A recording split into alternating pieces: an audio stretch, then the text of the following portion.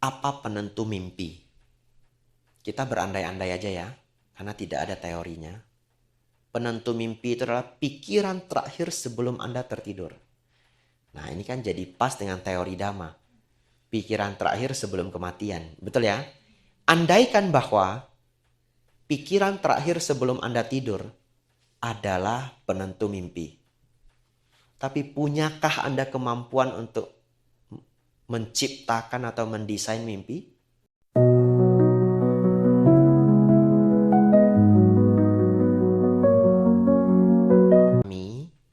Karena sebagai kunci untuk mencapai nibbana. Ya, kunci mencapai nibbana. Itu kemarin PR dari Ko Frank nanya saya, karena saya ngajar cara untuk mencapai, mungkin dia bertanya ya, mungkin saya bukan mengajar di umum, cara untuk mencapai Sotapanna, Sakadagami, Anagami, dan Arahat. Jawaban dari si Bante Sariputta adalah menenangkan batin, yaitu bersamadi, keluar dari samadi, merenungkan pancakanda. Merenungkan pancakanda adalah anicca, dukkha, dan anatta, adalah cara untuk seorang biasa menjadi Sotapanna. Seorang Sotapanna mampu mencapai Sakadagami, dan seterusnya sampai Arahat. Ya. Lalu Ko Frank nitip, Bante, nanti carikan ya sutanya. Ya. Saya dikasih PR. Ya. Tapi tidak apa-apa ya, ketemu tadi sutanya.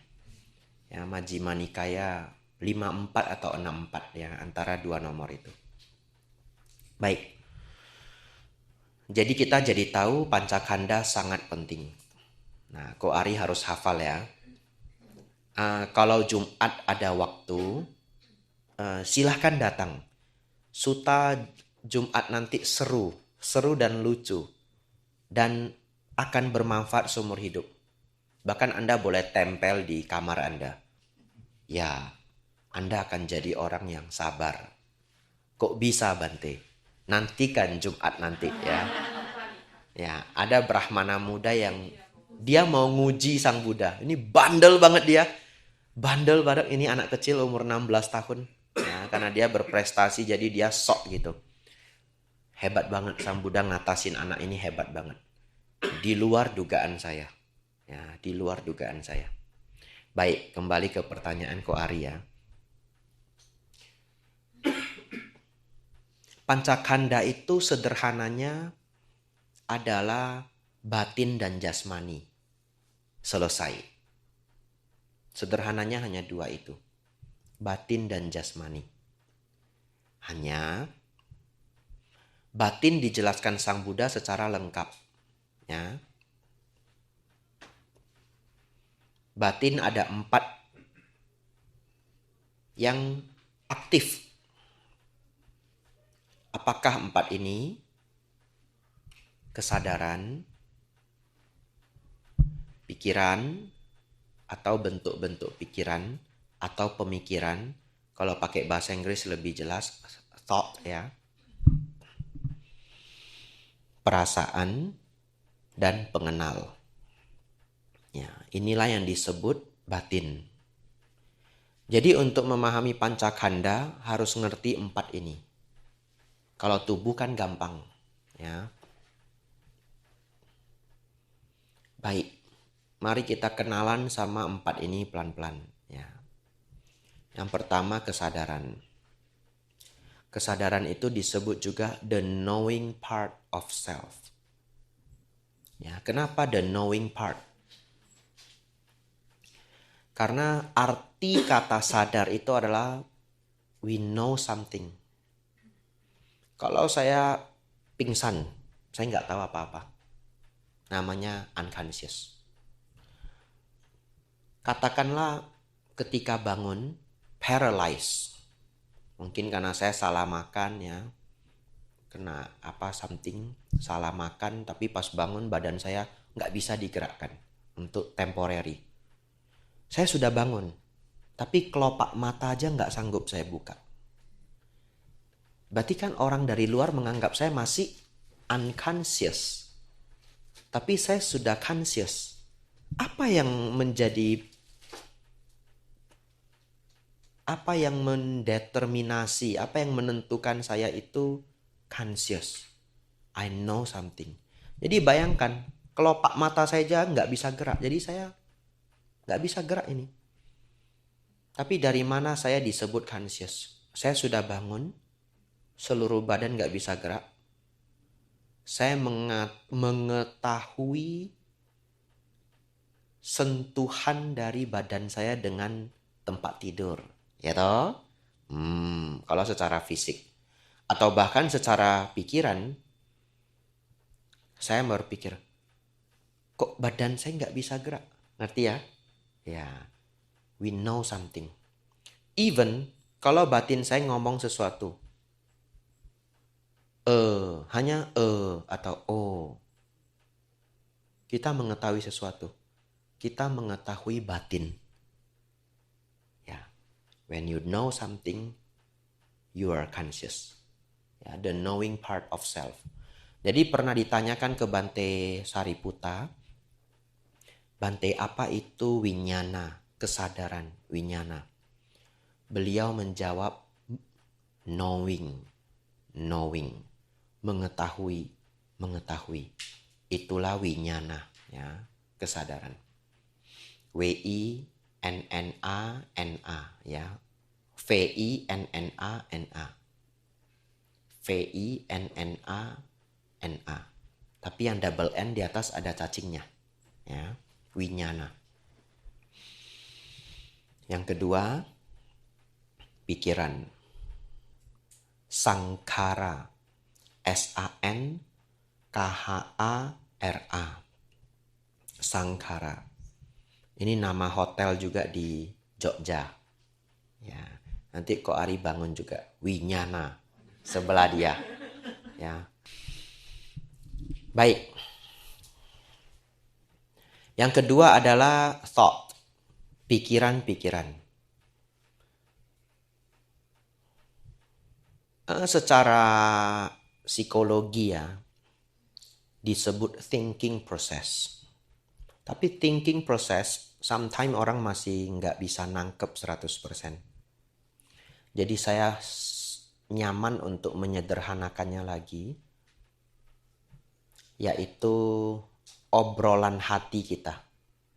Ya, bagian di dalam pikiran kita yang berbicara.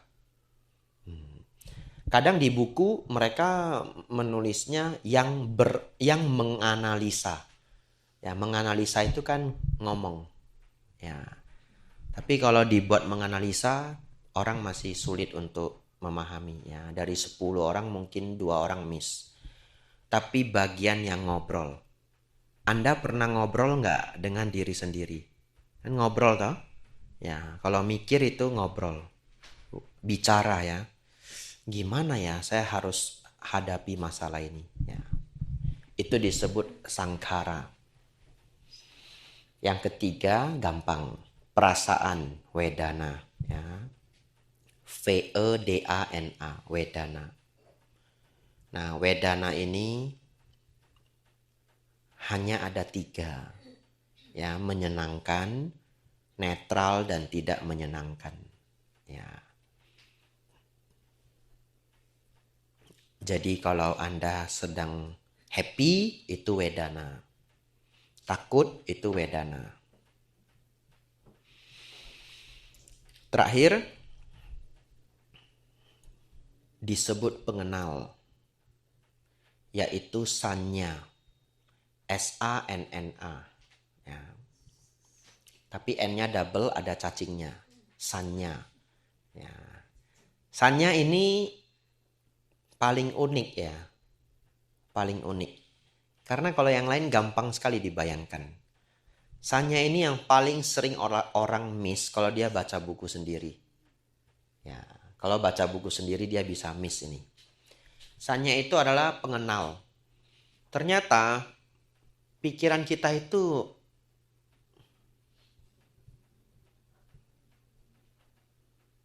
memiliki kemampuan ini. Dan kemampuan ini tidak perlu berpikir.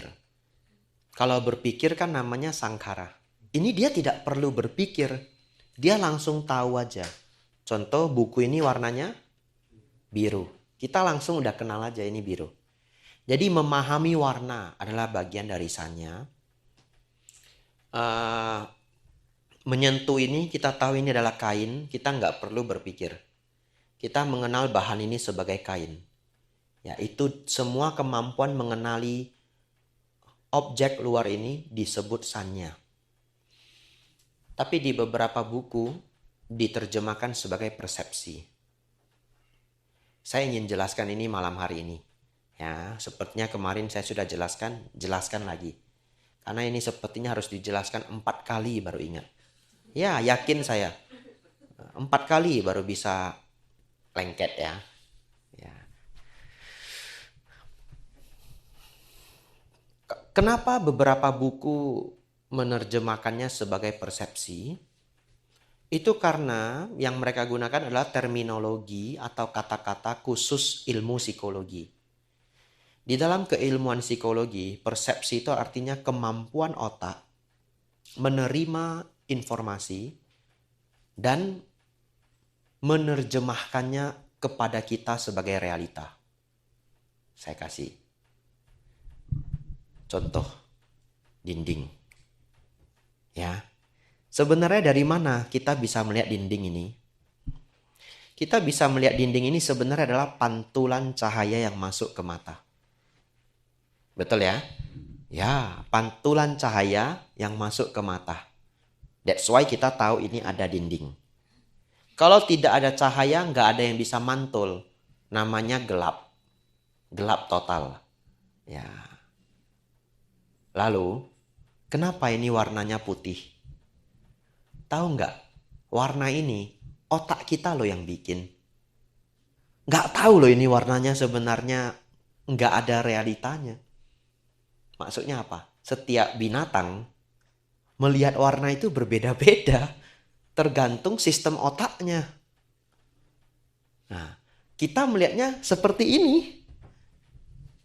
Nah, kalau ular melihatnya beda lagi karena ular matanya punya infrared. Sekarang Anda bisa masuk ke YouTube, Anda bisa menikmati simulasi pandangan makhluk hidup lain. Nanti coba cari simulasi cara melihat dragonfly. Wah, banyak nanti.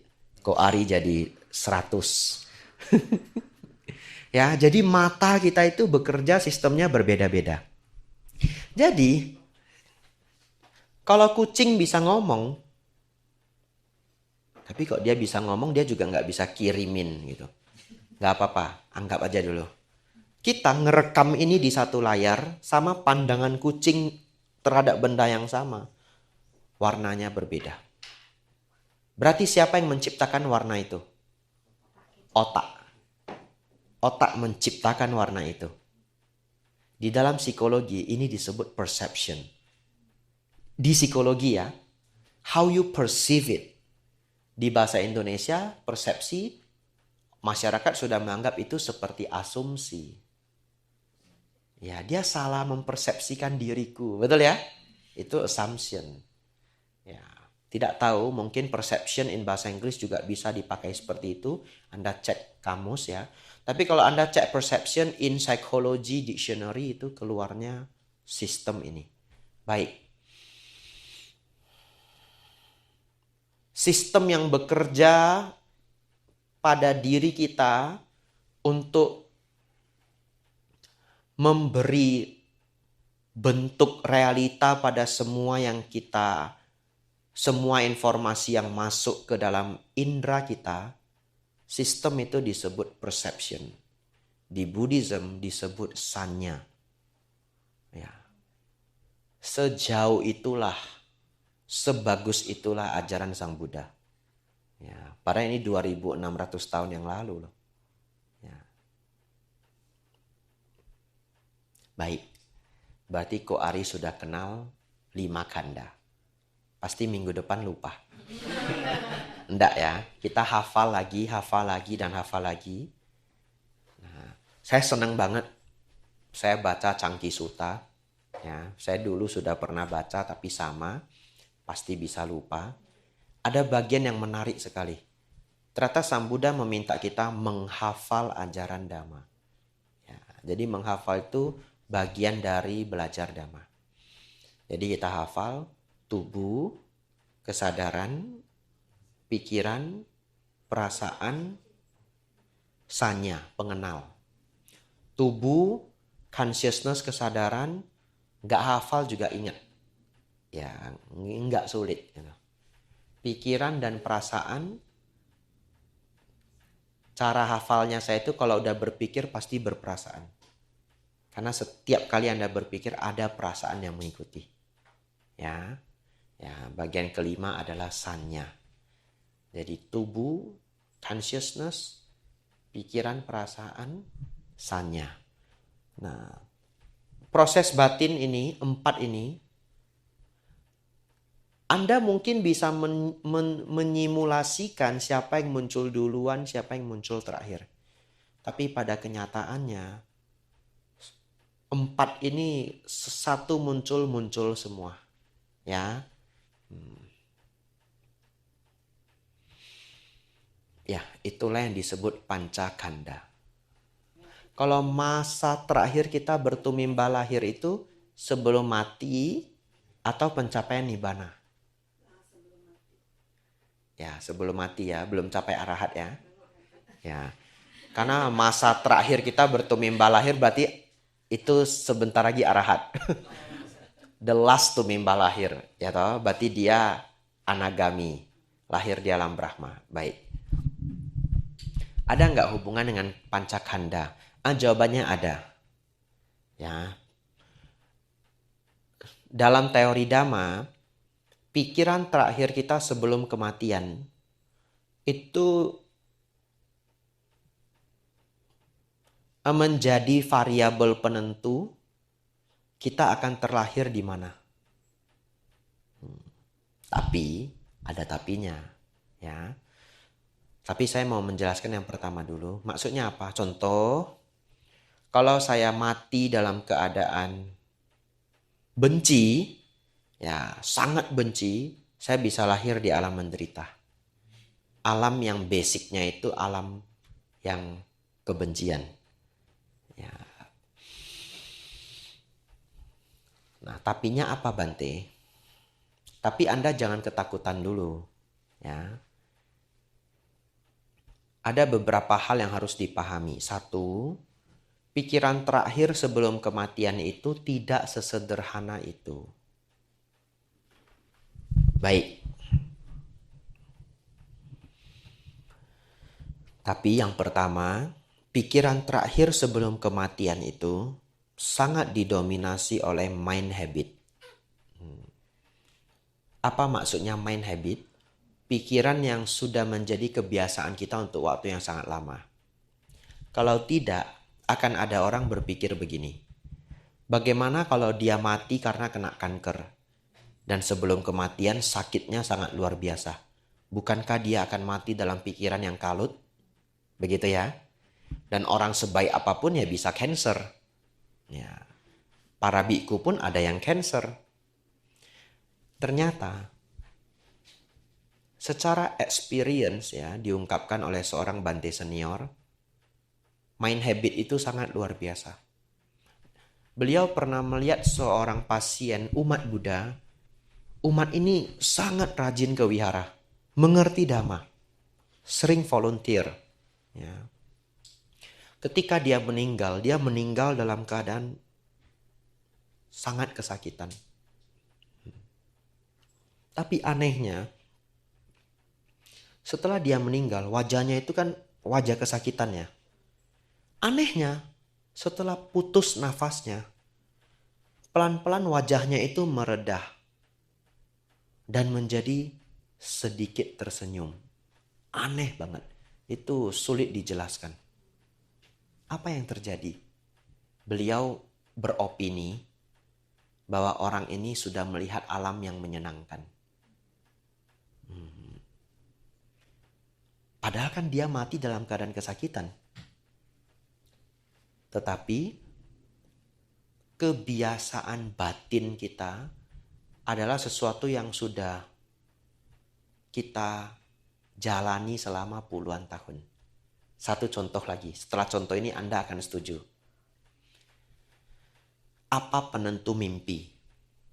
Kita berandai-andai aja ya, karena tidak ada teorinya. Penentu mimpi itu adalah pikiran terakhir sebelum Anda tertidur. Nah, ini kan jadi pas dengan teori Dhamma. Pikiran terakhir sebelum kematian. Betul ya? Andaikan bahwa pikiran terakhir sebelum Anda tidur adalah penentu mimpi. Tapi punyakah Anda kemampuan untuk menciptakan atau mendesain mimpi? Sampai hari ini nggak bisa. Ada orang yang berjuang namanya lucid dream. Latihan mereka. Pakai suplemen lagi. Beneran. Suplemennya salah satunya lion's mane. A kind of mushroom. Mereka consume lion's mane. Ada latihan imajinasinya untuk mencapai lucid dream. Dan itu impian beberapa orang yang ikut komunitas ini. Karena kan seru ya. Anda bisa, you can do whatever in your dream. Ya. Nggak tahu ada yang berhasil apa enggak, I don't know. Ya. Nah, lucunya kita sudah berjuang loh mau mendesain mimpi kita. Jadi sebelum tidur, mulailah kita menegakkan pikirannya supaya pikiran terakhir sebelum tertidur itu good dream. Nah, tidurlah saya. Sebelum tidur, Osaka, Kobe, Sapporo. Osaka, Kobe, Sapporo. Jalan-jalan toh. Ke Jepang kan mahal ya. Nah, seminggu bisa habis berapa? 40 juta mungkin kalau hotelnya yang bagus. Betul ya? Ini free trip. Nah, tidur aja. Nah, Osaka, Kobe, Sapporo. Osaka, Kobe, Sapporo. 20 menit itu dilafalkan sebelum tidur. Tidur, mimpinya kuntilanak. Ya, bisa toh? Itulah kehidupan. Aneh banget. Kenapa Anda tidak bisa? Kenapa, Ci? Oh iya, gagal juga. Mimpinya kerja bakti di Wipada. Bangun sampai badan kesakitan ya toh. Ada orang kalau mimpinya adventure bangunnya kecapean. Ada nggak yang di sini? Ya, saya sangat aneh. Saya kalau mimpi adventure bangunnya seger. Ya, mau mimpi selelah apapun di dalam mimpi, semakin panjang mimpi saya, bangun saya semakin seger. Tapi saya dengar orang ada yang kalau dia mimpi, kerja, mimpi bangunnya capek. Ya, Anda proteslah dengan otak Anda sendiri ya. Ya, itu sedikit contoh bahwa ternyata kita tidak mampu menentukan pikiran terakhir sebelum kematian. Bukan hal sesederhana itu. Ya, jadi oleh karena itu jangan ditakuti. Karena ada orang jadi takut nanti bagaimana kalau pikiran terakhir saya sebelum kematian itu pikiran yang buruk. Bukan, pikiran terakhir itu bukan sesederhana yang kita pikirkan. Terus bagaimana Bante supaya kita punya pikiran terakhir yang baik? Praktekkan Dhamma. Just the basic one. Dana Sila Samadhi Panya. Udah, itu aja. Dana Sila Samadhi Panya. Ya, panyanya itu termasuk Dhamma Sawana, mendengarkan Dhamma. Jadi prakteknya cuma mendengarkan Dhamma, merawat sila, berbuat baik, bermeditasi. Yang basic aja. Ya, itu sudah menjadikan fondasi yang luar biasa. Ya, itulah hubungan antara Pancakanda dengan Tumimba lahir ya. Ini cerita jawaban untuk Cijolia. Tambahan lagi. Tapi bagaimana Bante? Kalau ada orang yang sangat baik, tapi 6 bulan sebelum kematiannya hidupnya terlalu buruk. Akhirnya dia terlahir di alam yang buruk. Padahal orang ini selama hidupnya penuh dengan kebaikan. Itu pun tidak perlu dikhawatirkan. Karena dia tidak memiliki banyak karma buruk, dia tidak akan bisa mempertahankan hidupnya di alam yang buruk untuk waktu yang lama. Ya, dia lahir sebentar, meninggal di alam itu. Ya, karena bukan hanya masalah lahir, tapi kita juga harus bertahan di alam yang dimana kita terlahirkan. Ya, seseorang sudah beruntung lahir sebagai manusia, tapi karma dia nggak cukup, ya. Lahir beberapa bulan meninggal atau beberapa tahun meninggal. Ya, jadi bukan hanya persoalan pikiran terakhir, tetapi juga modal kita, modal kebajikan. Ya. Baik, fokus ya. Sudah fokus saja pasti masih akan bingung. Jadi at least fokus. Begini, yang bertumimba lahir itu bukan kelima-limanya itu.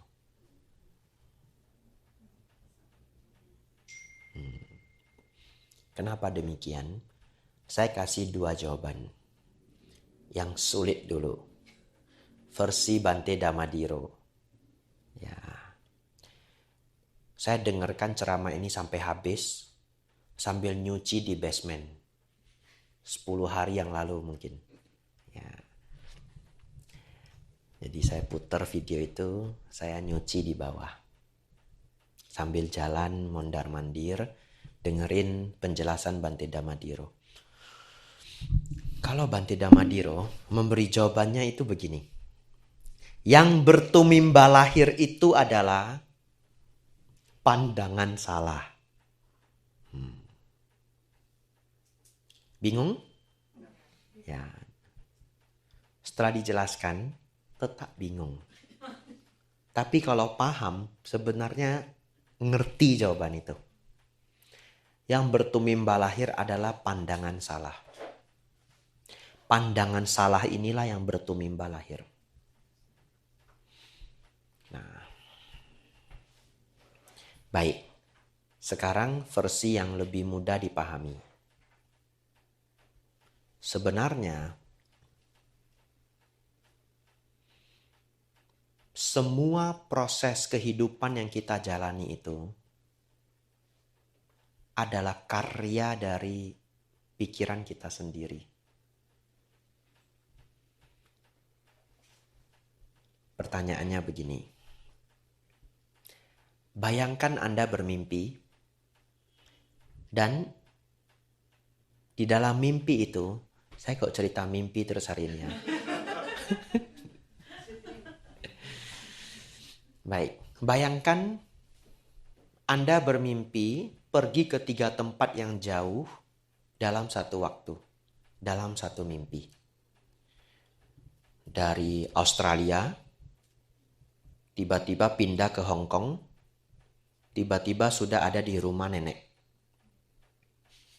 Siapa yang pernah mimpi seperti itu, pindah tempat? Ada ya? Ya, yang belum nanti request. Ya. Sebelum tidur itu Solo, Sapporo, New York. Solo, Sapporo, New York. Itu ya. Ya. Baik. Kemana kita tadi? Australia, Hong Kong, rumah nenek. Ya, rumah nenek di New York. Baik, pertanyaannya adalah, jawab ya. Sebelum dari Australia kita dari mana?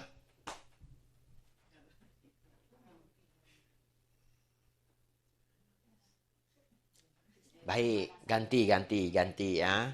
Terlalu sulit ya. Setelah dari rumah nenek kita kemana?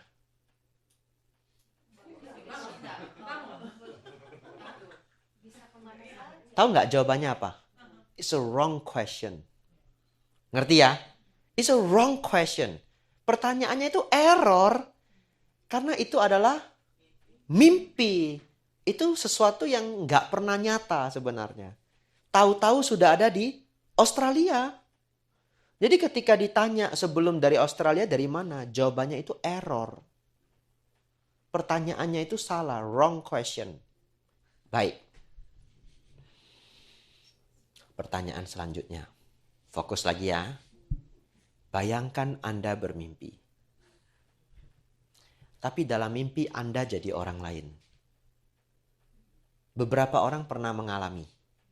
Beberapa orang mengalami badannya berubah. Jadi tua, jadi muda, atau jadi super gemuk, atau jadi super kurus. Tapi beberapa orang pernah mimpi jadi orang lain. Ada di sini pernah mimpi jadi orang lain? Cimei pernah ya? Lucu juga ya. Kita orang lain gitu, in the dream gitu. Ya, baik. Bayangkan Cimei sedang bermimpi. Dalam mimpinya dia jadi siapa? Kamala Harris. Betul nggak namanya? Ya, betul ya. Wipada jadi kuat loh nanti. Mau kalah, mau menang pun it's okay ya. Pasti Wipada jadi kuat. Baik, Cimei mimpi jadi Kamala. Dan melakukan aktivitas seperti biasanya. Tiba-tiba di dalam mimpinya Cimei itu, saya datang. Terus saya kasih tahu, this is not yourself. This is not you. Bingung nggak? Bingung. Kapan Cimei yang sebagai Kamala ini tahu bahwa dia bukanlah dirinya yang sesungguhnya? Kapan? Ketika bangun. Even dikasih tahu aja, emang iya? Ya toh? Nggak bisa. Karena kita sedang mengalami itu. Kita sedang sebagai Kamala. Betul ya? Orang kasih tahu, sebenarnya kamu bukan Kamala. What do you mean? Gitu. Ya, what do you mean? Nah, kita hanya bisa tahu ketika kita benar-benar sudah bangun. Pertanyaan selanjutnya. Boleh nggak kita mengatakan tidak pernah ada yang namanya Kamala? Boleh, karena itu semua adalah ciptaan pikiran. Tapi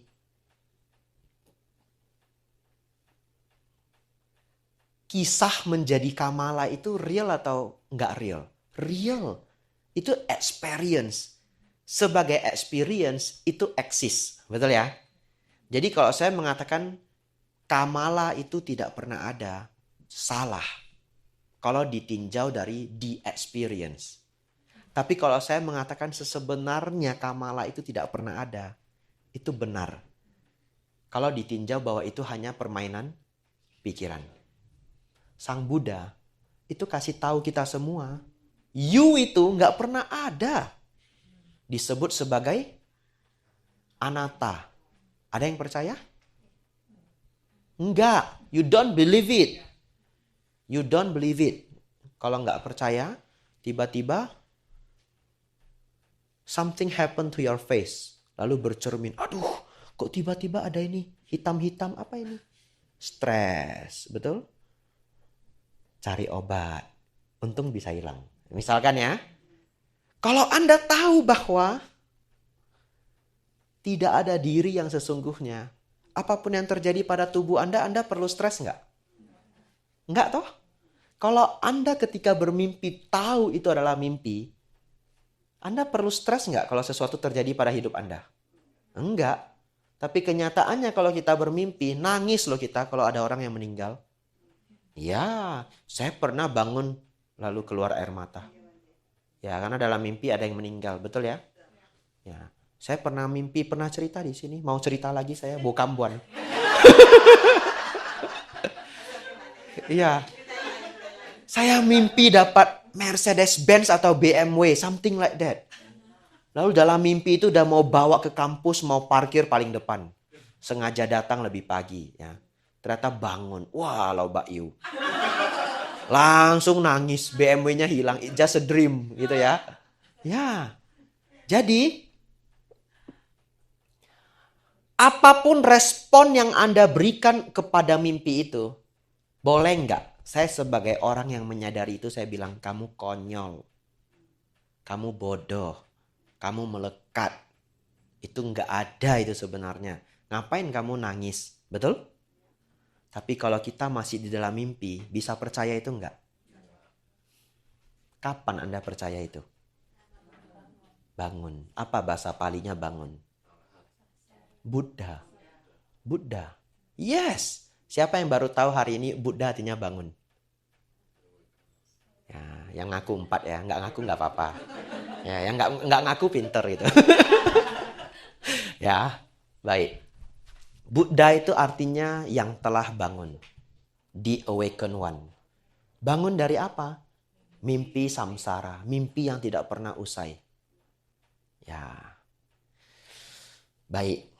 Pertanyaannya tadi apa? Kita harus pulang dulu ke pertanyaannya. Siapa yang lahir ya? Siapa yang lahir? Jadi, ketika seseorang mencapai arahat, dia mencapai nibbana. Dia bangun. Dia memahami bahwa seluruh perjalanan hidup yang dia jalani, lahir mati, lahir mati, lahir mati di dalam 31 alam kehidupan, adalah permainan dari winyana dan nama rupa. Anda nggak usah mikirkan arti ini. Tapi permainan winyana dan nama rupa artinya hanya permainan pikiran Anda belaka.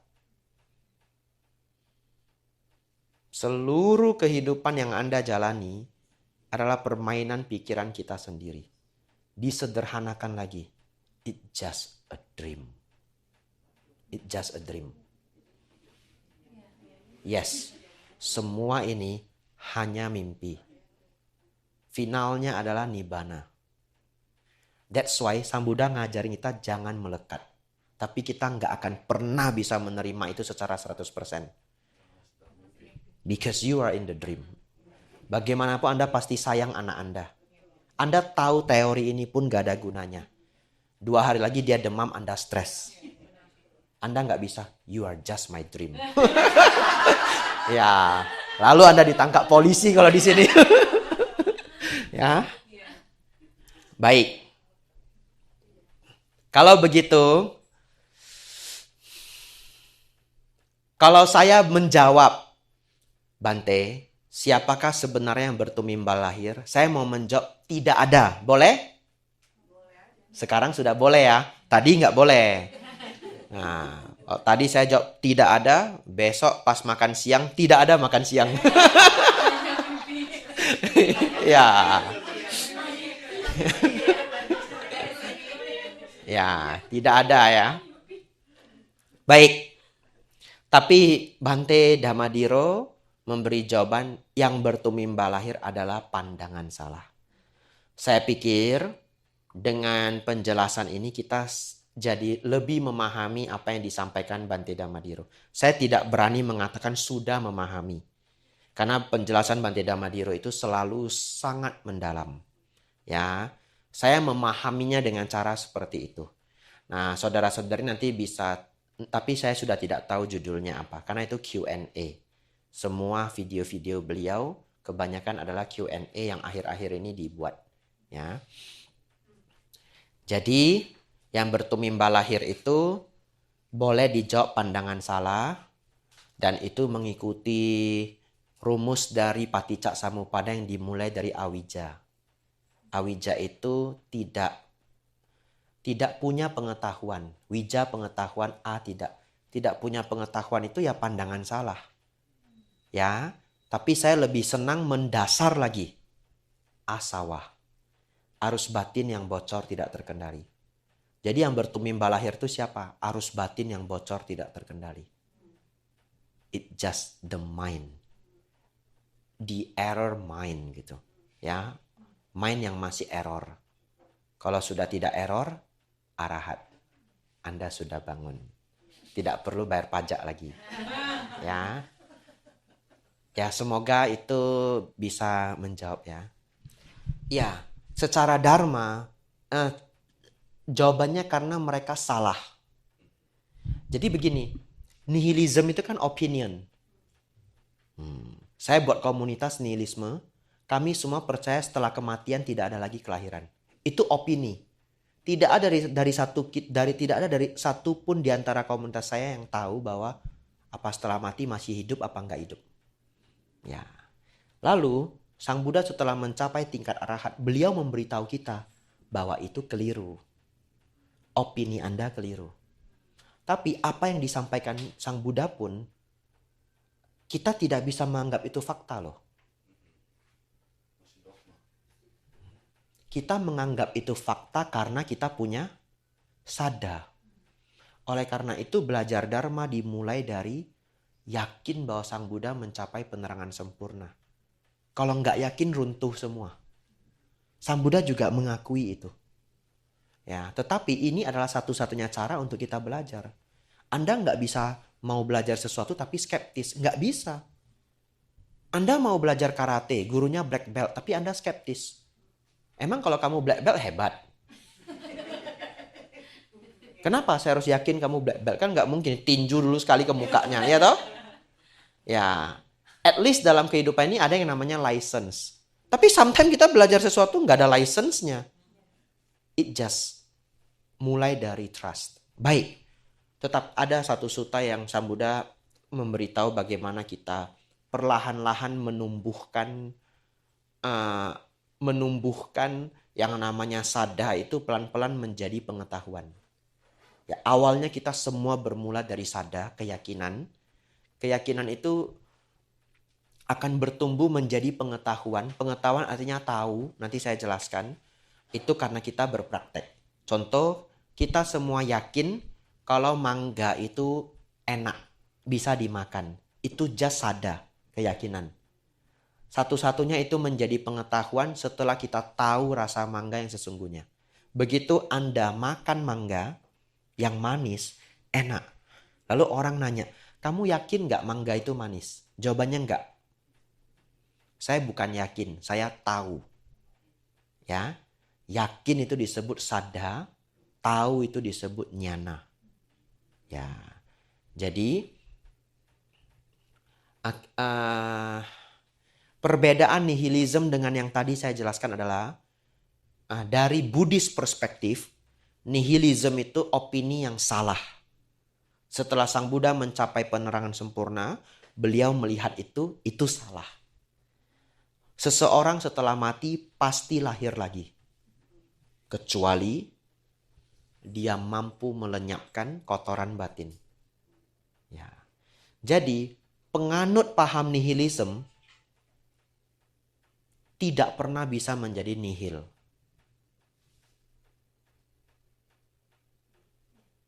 Ngerti ya? Tapi yang menjadi nihil yang sebenarnya malahan adalah para arahat. Jadi para arahat itulah yang mencapai level nihil, non-existence, annihilation. Tapi annihilationnya itu dari semua aspek duniawi. Kita bisa mengatakan bahwa pencapaian nibbana is another kind of state. Another kind of state. Tapi state ini dari perspektif manusiawi dan duniawi annihilate, lenyap, non-exist. Kita pernah belajar itu dulu di 4 kebenaran mulia. Disebut non-exist secara duniawi. Tetapi Sang Buddha tidak pernah menggunakan kata, karena dalam bahasa Pali itu satu kata itu bobotnya itu punya banyak sekali informasi. Sang Buddha selalu menggunakan kata-kata dalam bahasa Pali bahwa seorang arahat itu exist in a kind of state gitu. Begitu ya. Bukan. Ketika pencapaian nibbana pancakanda lenyap. Even consciousness. Yes. Di dalam nibbana tidak ada winyana. Di dalam nibbana tidak ada consciousness. Kita nggak bisa bayangkan. Karena kita hanya selama ini hidup dari consciousness. It's another kind of state. It's something different. They just call it nibbana. Ya.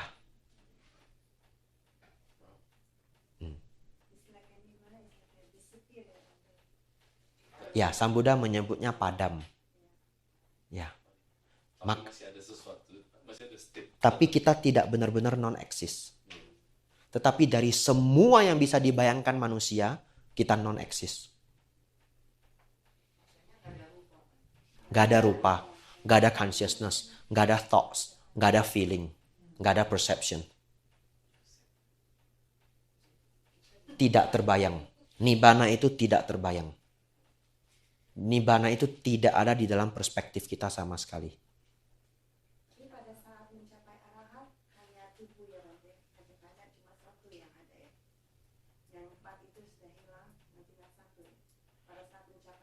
Sang Buddha mengatakan seseorang tidak bisa memahami cara berpikir seorang Buddha. Artinya juga kita tidak bisa memahami cara berpikir seorang arahat. Tetapi kalau secara sederhana, ya sebelum hancurnya tubuh, mereka masih mengakses pancakanda. Lalu mereka mengakses nibbana ketika bersamadi. Jadi para arahat yang sesungguhnya arahat itu sangat senang berdiam diri. Karena ketika mereka bersamadi, mereka tidak mengakses pancakanda. Dan itu adalah sesuatu yang kebahagiaan yang tertinggi. Nibbanang paramang sukhang. Bingung, amsyong. Ya. Baik, saya jawab pertanyaan nomor 2 dulu. Simple. Mencapai sotapanna. Mencapai tingkat kesucian pertama. Itu untuk yang di sini. Yang duduk di sini, tugas Anda mencapai sotapanna. Dan itu tidaklah terlalu sulit. Ya, tidaklah terlalu sulit. Caranya bagaimana Bante supaya bisa mencapai tingkat sotapanna? Banyak mendengarkan dhamma. Ya. Kalau sudah mencapai sotapanna, seorang sotapanna itu tidak akan bisa lahir di alam menderita. Santai-santai aja pas mau mati. Ya. Terserah dah mau mikirin apa. Ya. Nggak akan lahir di alam menderita. Seorang sotapanna itu basically orang baik. Yang nggak akan punya pemikiran buruk untuk bisa menyiksa makhluk lain. Kalau Anda mikirin potong ayam aja nggak bisa, bagaimana Anda bisa lahir di neraka? Sifat kebengisan itu nggak ada. Motong leher ayam aja nggak sanggup. Sedangkan orang terlahir di neraka itu karena sangat menikmati perbuatan jahat. Contohnya para serial killer. Orang yang seneng loh kalau menindas orang lain. Ya. Lalu seorang sotapanna itu sudah tidak mampu membunuh manusia. Semarah apapun dia tidak mampu membunuh seorang manusia. Kebenciannya itu sudah drop. Ya. Jadi dengan kebencian yang sudah tidak setinggi itu, dia juga tidak bisa lahir di alam binatang. Sifat-sifat kebinatangan itu tidak ada. Ya. Sebenarnya saya mau membahas ini di hari Minggu. 31 alam kehidupan. Tapi saya pikir-pikir kurang seru kalau bahas 31 alam kehidupan. Saya ganti aja judulnya, surga dan neraka. Udah saya register ke Cimei. Cuma baru tadi sore, posternya belum keluar. Ya. Jadi, seorang sotapanna itu, sifat dari seorang sotapanna itu adalah dermawan. Karakter seorang sotapanna itu adalah dermawan. Bagaimana bisa dia lahir di alam peta? Hantu itu lahir jadi hantu, saya bilang hantu, saya lihat jendela. Nanti Ciserli terkejut. Ya. Ya. Saya lihatnya yang situ lagi. Waduh. Hantu itu terlahir jadi hantu karena tidak suka berbuat baik. Sanggup pun dia nggak mau. Dia punya, dia sanggup, tapi dia nggak mau. Kita berbuat baik malah dimarahin gitu. Kamu ngapain kamu ngasih orang begitu, bodoh kamu. Dia aja nggak mau kerja. Kamu kerja susah payah, uangmu kamu simpen-simpen. Dia enak, dia tinggal gini. Apa kita nggak bodoh? Nah, misalkan ya, dia tidak suka berbuat baik. Bahkan di taraf membantu saudara kandung sendiri aja dia nggak mau. Padahal saudara kandung sendiri, saudara kandung yang tidak musuhan. Yang baik-baik aja. Sepelit itu loh dia. Nah, orang seperti itulah lahir di alam hantu. Tapi kalau Anda sudah dermawan, ya, saya nggak bilang dermawan harus nggak punya rasa pertimbangan sama sekali kalau berdana. Ya bukan yang itu. Siapapun kalau berdana yang menimbang-nimbang, betul ya? Agak berat juga ya. Tapi ya ini penting untuk wihara. Misalkan begitu ya. Tapi kira-kira gitu ya. Lalu finally Anda eksekusi juga. Ya, berdana jangan dipikir dah, uang masih bisa dicari. Ya, ya berarti Anda bukan orang pelit. Jadi saya bukan mengatakan yang nggak ada beban sama sekali. Ya, seorang sotapana tergantung, kita tidak cerita sotapana, seorang yang baik pun tergantung ya pengalaman dan levelnya masing-masingnya. Tapi seorang sotapana itu karakternya adalah dermawan. Ya, dia tidak bisa lahir di alam hantu. Jadi itu PR bagi yang sudah duduk di sini berjuang mencapai tingkat sotapana. Latihannya dana, sila, samadhi, panya. Bolak-balik hanya itu aja. Sekarang pertanyaan nomor 1. Kalau orang tua gimana? Ini case to case ya. Tapi kalau jawaban generalnya adalah sering mengajak mereka mendengarkan dhamma. Tapi belum tentu mereka mau. Kalau mereka belum mau, Anda kreatif. Putar aja film-film yang spiritual. Start from movie gitu. Cari film Tiongkok kuno, perjalanan Xianchang. Download. Ada loh yang Mandarin, saya belum lihat semua juga. Beneran, perjalanan Xianchang lengkap. Bukan Sung Gokong ya. Tapi yang real Xianchang. Ya, seorang biksu perjalanan ke barat. Jadi dia jadi kagum. Wah, ini ya hebat ya Bante ini. Nah, pelan-pelan kita cari ya agar dia bisa konsumsi semua yang ada hubungannya dengan wisdom. Ya, sampai putarkan ceramah Bante Utamo, cari ceramah yang menarik ya. Wah, ini ceramahnya bagus ya. Bante, orang tua saya dengar dhamma sedikit pun dia enggak mau. Bahkan dia bilang, gak usah kamu putar-putar itu khotbah-khotbah, saya alergi. Ya, kalau sudah tahraf di situ, Sang Buddha mengatakan ajarkan agar mereka tidak pelit. Itu dulu misi pertama. Ajarkan agar mereka tidak pelit. Jadi dia pelit banget, ajak dia untuk lihat anak-anak kanker. Bawa dia ke tempat itu, apa istilahnya di sini? Hospice. Hospice. Dari kayak hospital tapi pakai PICE. Oh, hospice. Ya, bawa dia ke hospice ya. Lihat ini loh ada anak sakit kanker gitu.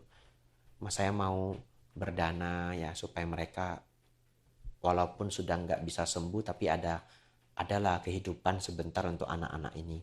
Anak-anak ini mau lewat umur 15 saja belum tentu bisa. Mereka kadang cuma mau boneka, cuma mau bola ya. Enggak bangunkan jiwa kedermawanan dia. Ini kan hanya simulasi saya ya. Ya, Anda pikirkan dia itu paling terharu dengan apa? Orang sepelit apapun dia ada loh yang membuat dia terharu. Karena pengalaman lampau dia. Mungkin sama anak-anak dia nggak suka. Cari yang lain. Ternyata dia paling takut kesepian. Bawa dia ke panti jompo. Cari AI yang udah nggak ada keluarganya. Betul kan? Dia paling takut kesepian. Dia paling takut kesepian. Kasian ya Maya. Sudah nggak ada teman. Mungkin dia gengsi ya. Padahal dalam hati, untung saya punya anak, punya cucu. Ya, kita datang kasih baju menjelang Imlek ya. Bangunkan jiwa kedermawanan dia. Tanya, Pa, Ma, kasih angpau lah sedikit. Ini kasih angcoa gitu. Iya toh? Wah, untuk pertama kali dalam hidupnya.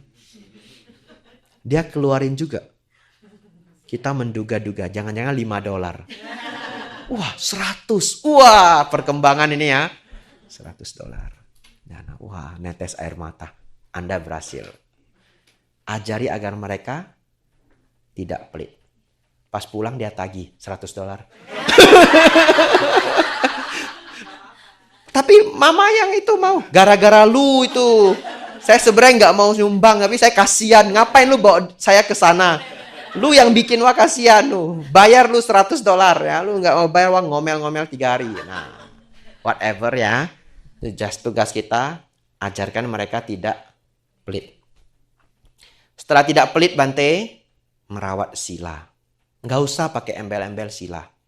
Jangan bunuh itulah, tikus. Ngapain lu bunuh? Kau udah ketangkap, buang aja jauh-jauh. Ada orang kau udah ketangkap. Maaf loh, ada yang kejam loh. Udah ketangkap tikusnya. Dia gunting kakinya. Ya, ya. Dia gunting, dia balas dendam, dia benci banget sama tikus ini. Ya, ada yang pakai pen tusuk-tusuk. Ini yang saya pernah lihat loh. Saya nggak sedang membuat cerita fiksi. Kalau yang gunting pakai kuku saya dengar. Kalau yang tusuk pakai pen saya lihat sendiri di pasar. Ya, anak kecil ya. Ya. Jadi janganlah begitu. Sudah ketangkep dia udah buang aja jauh-jauh. Ya, kreativitas kita lah bagaimana sampai mereka mau ya mulai tidak membunuh. Ya, kalau mencuri jarang lah orang jadi pencuri. Ya toh. Kalau selingkuh gimana? Sudah tua mau selingkuh sama siapa? Ya. Kalau bakat sulit ya. Tapi saya pernah nonton The Nanny. Ya, The Nanny itu tahu ya? Bukan. The Nanny itu serial mungkin nyata, mungkin ya. Mereka datangi satu ahli parenting untuk menghandle anak-anak yang super bandel. Super Nanny. Ya, namanya Super Nanny. Ya. Bahkan kadang Nanny ini bisa tinggal di rumah mereka seminggu gitu. Pernah dia dapat case anak kecil perempuan senang sekali mencuri. Tahu nggak gimana dia handle anak kecil nih? Dia ajak dia main supermarket, dia jadi teller. Supaya dia tahu rasanya kalau sesuatu hilang itu seperti apa. Ya, dia buat permainan itu dengan sangat serius dan dia main dengan anak ini seminggu loh kalau nggak salah atau 3-4 hari. Very seriously. Lalu anak ini jadi benar-benar tahu bahwa kehilangan barang itu kesel gitu dan sebagainya ya. Hikmah yang dia ciptakan dan dia berhasil. Anak itu tidak mencuri lagi. Ya. Jadi ternyata mengubah sifat buruk itu bukan hal yang tidak mungkin, tapi untuk bertemu orang se-expert itu bukan hal yang mudah ditemukan. Dan kalau sudah tua, orang itu sudah tua, subjeknya kita semakin sulit membantu dia. Ya, tapi sebenarnya semua sifat itu bisa diperjuangkan untuk diubah. Ya. Ya, makanya tadi saya bilang bisa diperjuangkan. Saya kan tidak bilang pasti berhasil. Ya, karena pas tadi saya bilang bisa diperjuangkan, saya langsung membayangkan bahwa ya Bante Dewadatta pun Sang Buddha tidak sanggup mengubah dia. Jadi saya hanya menjawab bisa diperjuangkan untuk diubah. Berhasil nggak berhasil belum tentu. Ya, ya. Kalau selingkuh gimana Bante supaya dia tobat? Harus kena ajab dulu dia. Iya, iya. Sangat sulit kalau ya azab itu. Ya, azab itu ketimpa bencana besar kalau dalam agama Islam karena hukuman dari Tuhan. Ya. Ya, kena azab dia baru mau tobat biasanya. Ya. Tetapi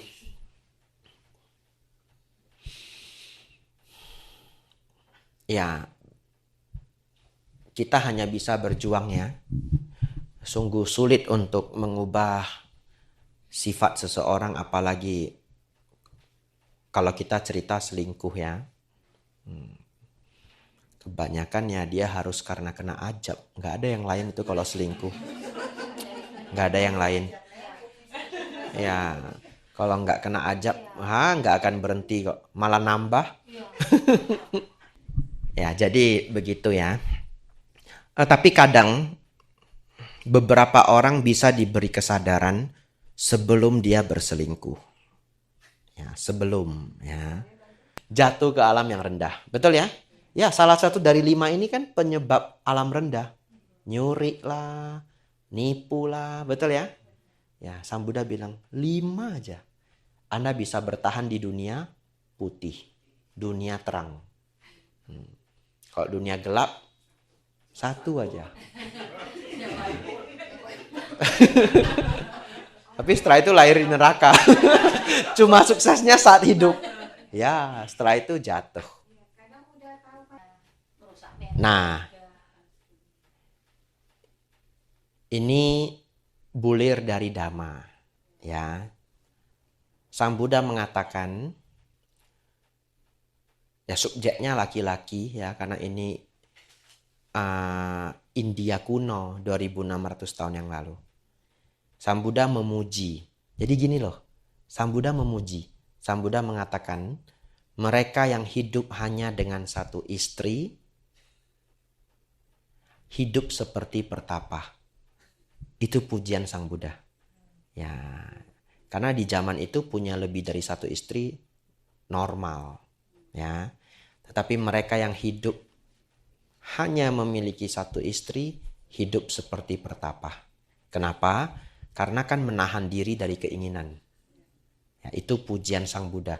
Jadi dalam Buddhism ya diharapkan yang dipuji adalah 1 istri. Ya. Ya.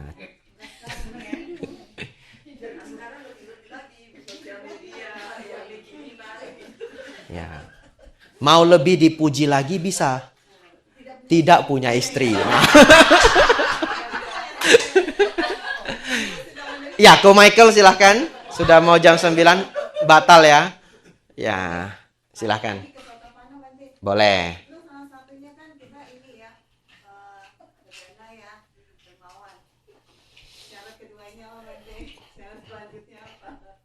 Syarat. Oh, kalau syarat mencapai Sotapanna itu melenyapkan 3 belenggu. Pelajaran saya yang kemarin. Ya, panjang sekali. Kalau Cijolian ndak ikut nanti nunggu.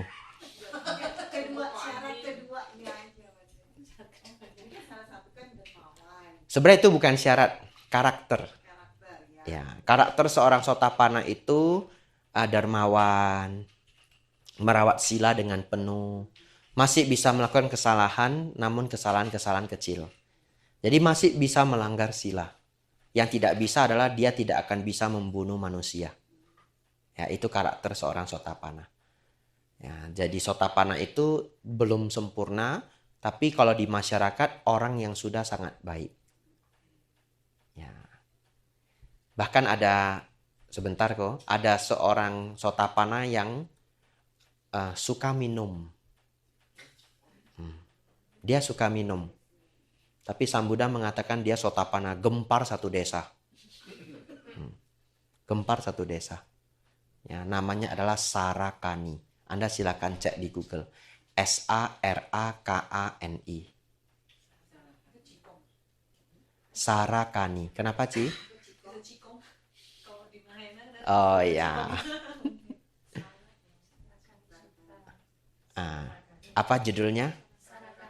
Enggak ada penjelasannya enggak? Ada ininya Bang, panjang ya, ceritanya.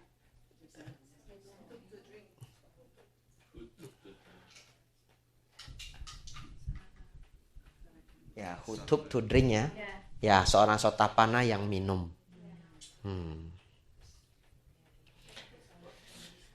Kenapa bisa demikian? Sebelum Anda salah paham ya. Ya, yang pertama adalah sepertinya Sarakani itu bukan bermabuk-mabukan. Tapi dia hanya suka sekadar minum. Mungkin kalau zaman sekarang ya kayak orang yang minum untuk menghangatkan badan gitu ya. Ya, social life gitu. Anda bisa bingung dengan sutta itu. Tapi kalau Anda ikuti semua pelajaran saya yang sudah pernah saya berikan, Anda akan paham. Sotapanna itu sesungguhnya adalah memahami Dhamma dengan baik. Memahami Dhamma dengan sangat baik. Sehingga lenyapnya Micca Ditti, lenyapnya Sakaya Ditti, lenyapnya Silabata Paramasa. Dan ketiga kotoran batin ini lenyap, itu semuanya menggunakan wisdom. pemahaman Dhamma. That's why Sarakani yang pikirannya itu masih bisa melekat dengan minuman pun diklaim sebagai Sang Buddha sebagai Sotapanna. Ya, jadi sangat jelas bahwa Sotapanna itu adalah level dari pemahaman. Ya, tapi jangan gunakan sutta itu sebagai pedoman kita boleh minum. Ya, bahaya sekali mengangkat sutta itu sebenarnya. Ya, tetapi ya Dharma itu diajarkan apa adanya. Apa yang Sang Buddha ajarkan itulah yang saya berikan. Ya, jadi Sarakani itu pada saat itu gempar satu desa. Semua desa datang ke Sang Buddha, orang-orang desa datang ke Sang Buddha, lalu mereka bilang begini, bagaimana Sarakani bisa dianggap sebagai Sotapanna? Kalau Sarakani Sotapanna, kami semua Sotapanna. Marah mereka. Tahu nggak Sang Buddha menjawab apa? Lebih kurang seperti ini, dasar orang bodoh yang tidak tahu. Maksudnya Sang Buddha mengklaim apa yang Anda pahami mengenai pencapaian Sotapanna. Ya. Kalau dibahasakan dengan zaman sekarang agak kasar jadinya. Ya. Lalu ada kalimat di dalam Sarakani Sutta itu. Nanti pulang Anda boleh baca. Tahu enggak Sang Buddha mengatakan apa? Kalau pohon bisa mendengarkan apa yang saya sampaikan dan memahami, pohon pun Sotapanna. That is what the Buddha said. That's why listen to the Dhamma carefully. The way to enter the stream itu by listening to the Dhamma. Di sutta itu Sang Buddha mengungkapkan, kalau pohon salah, kalau saya tidak keliru pohon salah, kalau pohon salah ini bisa memahami apa yang saya sampaikan, pohon salah pun Sotapanna. Ya, ya, jangan minum. Harus ditutup dengan itu ya. Tidak menyehatkannya. Anda sudah tahu itu buruk, Anda lakukan namanya bodoh secara Dhamma. Ya, istilah bodoh dalam Dharma itu adalah sudah tahu buruk masih dilakukan, namanya bodoh. Ya. Silahkan pertanyaan, sudah mau jam 9? Ya, saya membuat perumpamaan supaya lebih kurang bisa dibayangkan. Ya, tapi ya bukan hidup ini plek mimpi, ya bukan. Ya, diumpamakan seperti halnya mimpi. Ya, kadang diumpamakan seperti halnya fata morgana. Ya, kadang diumpamakan seperti halnya tubuh, diumpamakan Sang Buddha seperti halnya bui-bui busa. Ya, ada tapi sebenarnya nggak ada gitu. Bui-bui sabun itu kan isinya angin. Ya, jadi itu just perumpamaan. Tapi kalau bagaimana Bante saya bermimpi lalu kejadian? Ya, bisa beberapa kemungkinan. Satu, bisa saja mimpi itu adalah hasil dari kekuatan pikiran kita. Kan kita punya kekuatan batin. Walaupun kalau tidak dilatih ya tidak kuat. Ya, tetapi beberapa orang pernah melatihnya di kehidupan lampau, jadi masih cukup peka. Ya, dia bisa bermimpi dan mendapatkan pertanda-pertanda. Ya. Dan sometimes sangat akurat. Anda mungkin pernah mengalaminya. Ya, kalau saya lahir di keluarga yang mimpi kami sangat tepat. Ya, jadi saya sangat percaya itu karena saya mengalaminya. Ya, papa saya, mama saya mimpinya sangat akurat. Kami di antara 3 anak, jadinya saya yang mimpinya paling akurat. Ya, dan itu sangat sering. Lalu yang kedua, bisa saja itu pertanda dari para dewa. Ya, para dewa itu bisa memberitahu kita sesuatu melewati mimpi. Ya, juga makhluk halus sebenarnya. Ya, tapi kalau dewa kan jauh lebih sakti. Ya.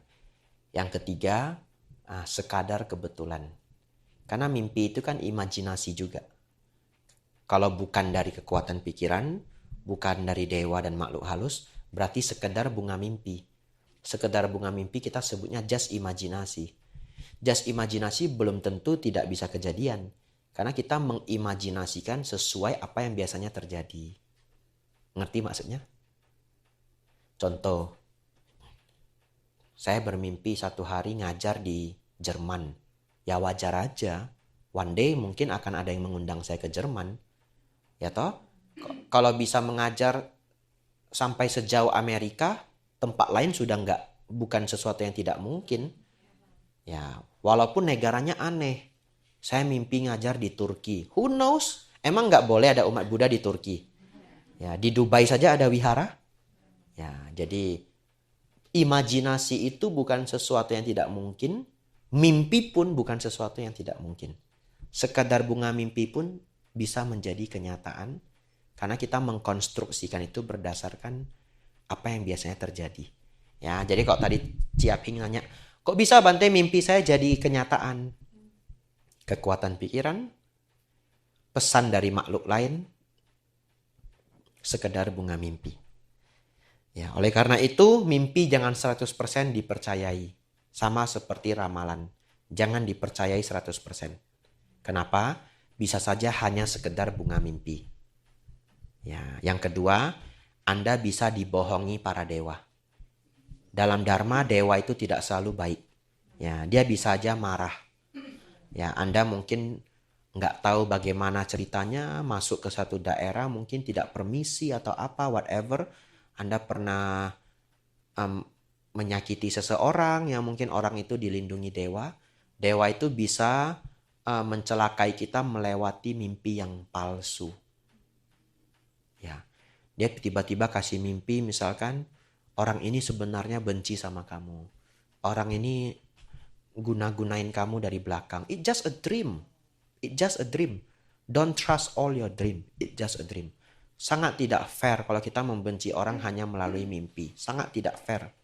Apapun alasannya. Ya. Ada seorang ibu benci sama pacar anaknya.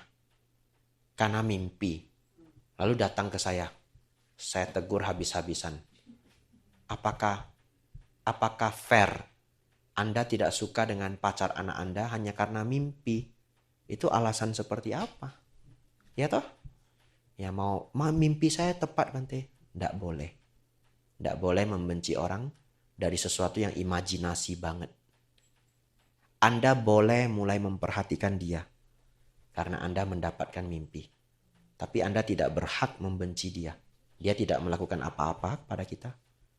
Ya Anda boleh research. Anda boleh perhatian. Betul ya?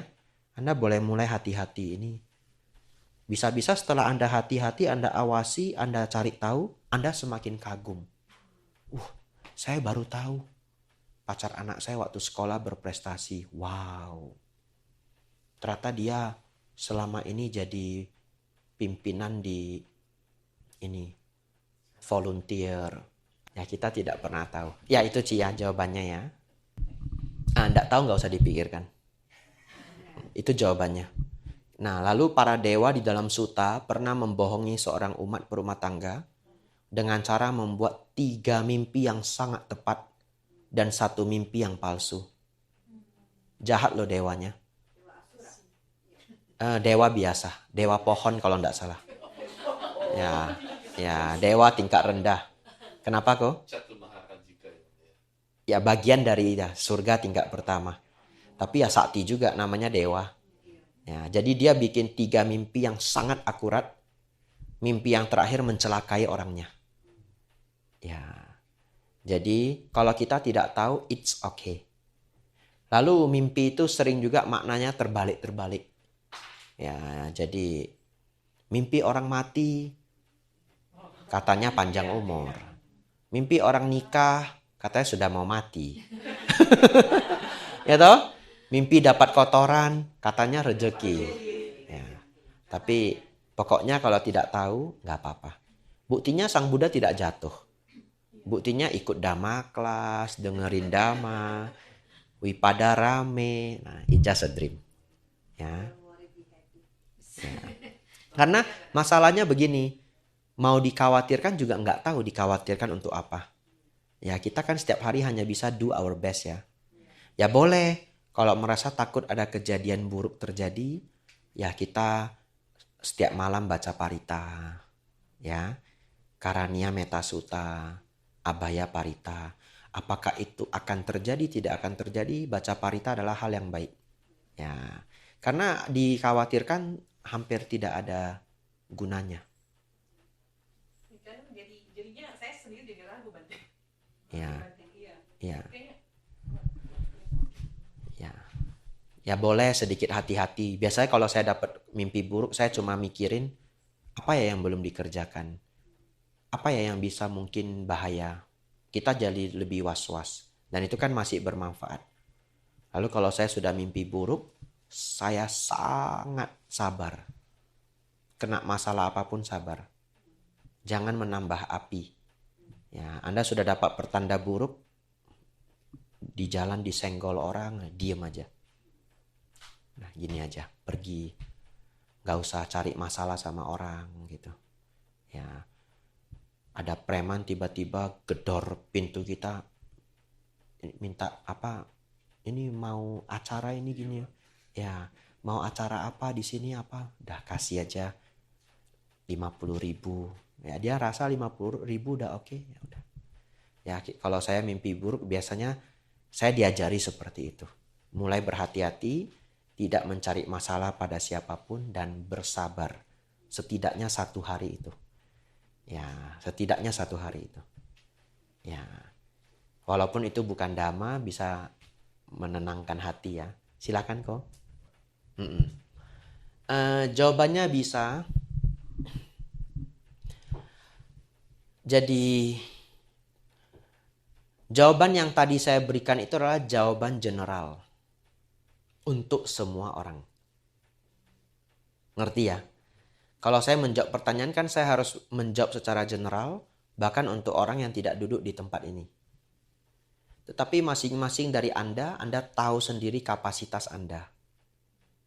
Nah, kalau saya dari kecil memang punya mimpi yang akurat banget. Ya, biasanya karena saya punya pengalaman-pengalaman itu, saya menanggapi dengan preventif ya, mencegah lebih baik daripada terjadi.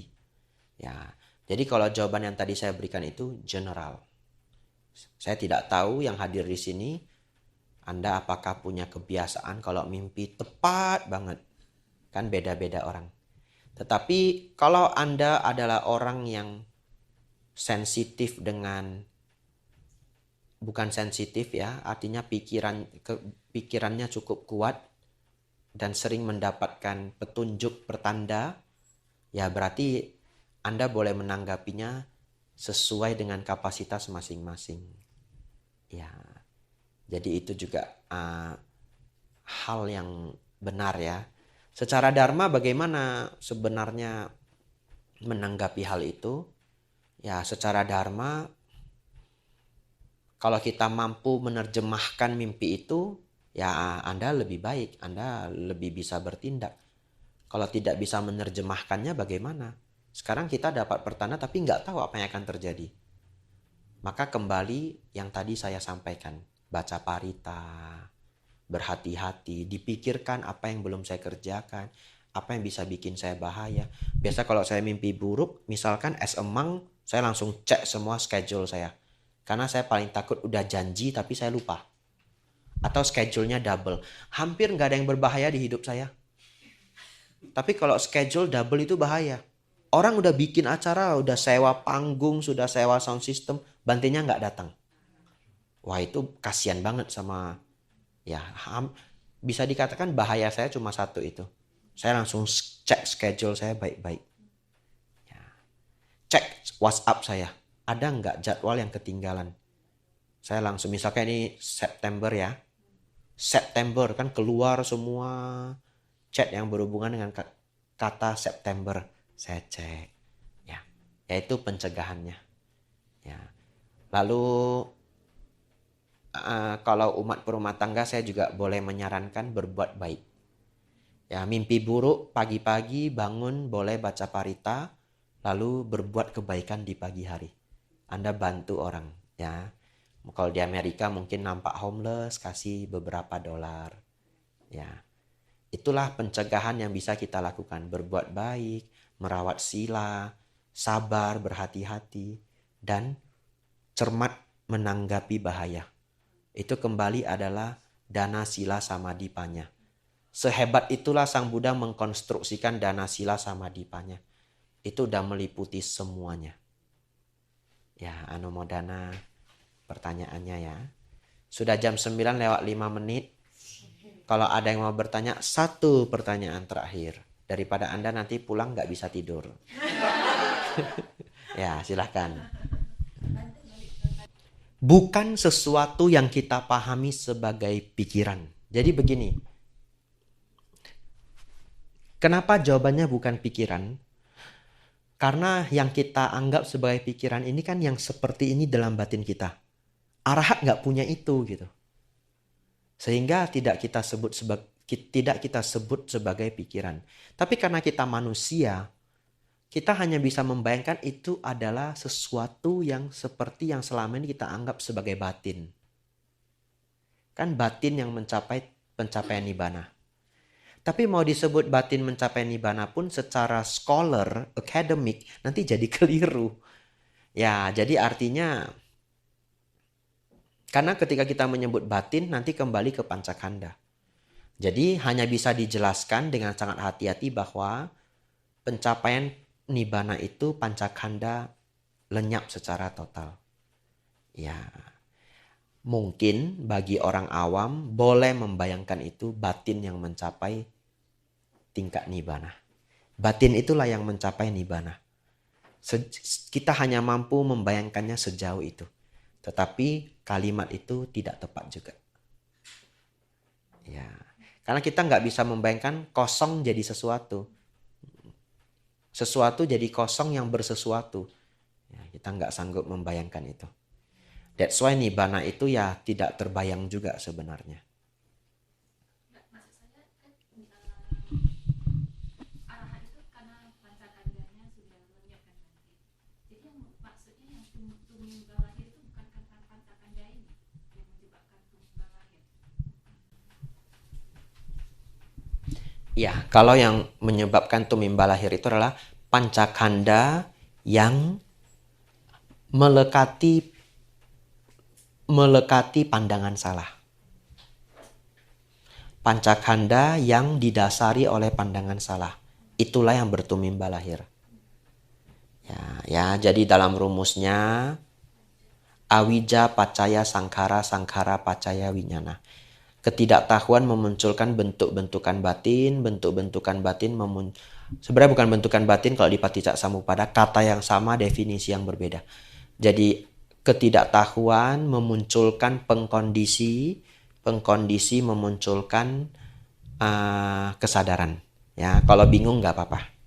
Ya, nanti sebelum saya pulang, kalau saya sempat membuat pelajaran Paticca Samuppada, akan saya share ya, tapi saya lihat dulu, saya baca kondisi dulu, karena itu advance banget.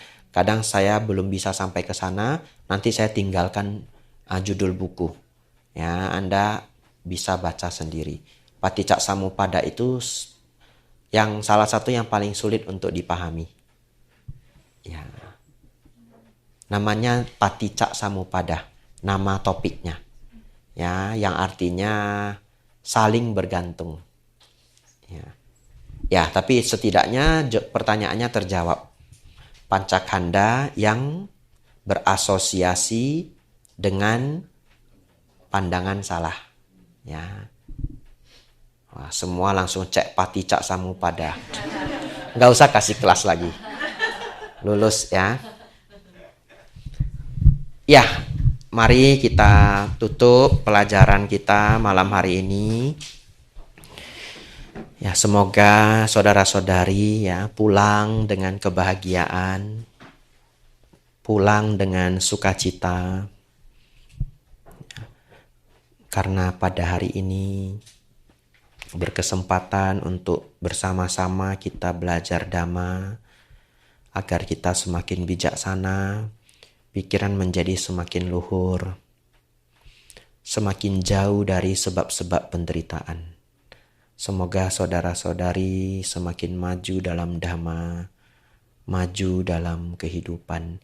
Sabe sata bawantu sukhitata. Semoga semua makhluk hidup berbahagia. Sadu, sadu. Ya.